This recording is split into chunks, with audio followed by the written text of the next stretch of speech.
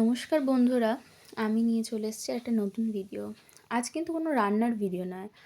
আমার ঠাকুমার মা মারা গেছিলেন, তো 4 দিনে যেহেতু কাজ, তো আজকে সেই কাজটাই হচ্ছিল। আর আত্মীয়স্বজন সবাই এসেছিল। বাড়ির বাইরের কাউকে সেভাবে নিমন্ত্রণ করা হয়নি। যারা যা ছিল তারাই রান্না বান্না করে খাওয়া দাওয়া করেছে সকাল থেকে দুপুর অবধি। সকলে ওনার আত্মার শান্তির কামনা করবেন। এখানে ব্রাহ্মণ মশাইয়ের একটা ইউনিক জিনিস আমার চোখে পড়লো, যেটা আমি আগে কখনো দেখিনি। প্রত্যেকটা মন্ত্র কিন্তু উনি বুঝিয়ে দিচ্ছেন যে এটার কি মানে, ওটার কি মানে, যাতে মন্ত্র বলার ইচ্ছা এবং প্রচেষ্টাটা কিন্তু আরও বেশি বেড়ে যায়। এবার আসি খাওয়া দাওয়ার পর্বে। সকালেই ব্রেকফাস্টে লুচি এবং ছোলার ডাল ছিল। ছোলার ডাল না, মটর ডাল ছিল। সকালবেলা থেকে ডিরেক্ট দুপুরবেলায় চলে এলাম।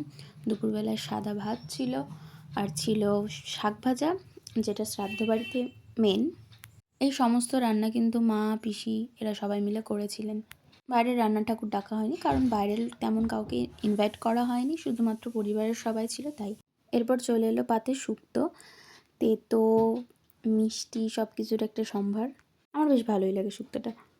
এবার আমার সবথেকে পছন্দের ডিশ, যেটা হচ্ছে মাছের মাথা দিয়ে মুগ ডাল। এর কি স্বাদ!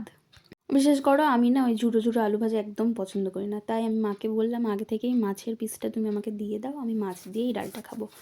পেট এত ভরা ছিল তাই আমি আর মাছের কাই দিয়ে খাইনি, জাস্ট চিকেনের একটা পিস খেয়েছি, তাও দেখো অল্প কটা ভাত দিয়ে। চাটনি আমি খাই না, তাই শুধু পাঁপড় আর ওদিকে দুটো মিষ্টির বদলে একটা মিষ্টি দিয়েই আজকে ভিডিওটা শেষ করছি।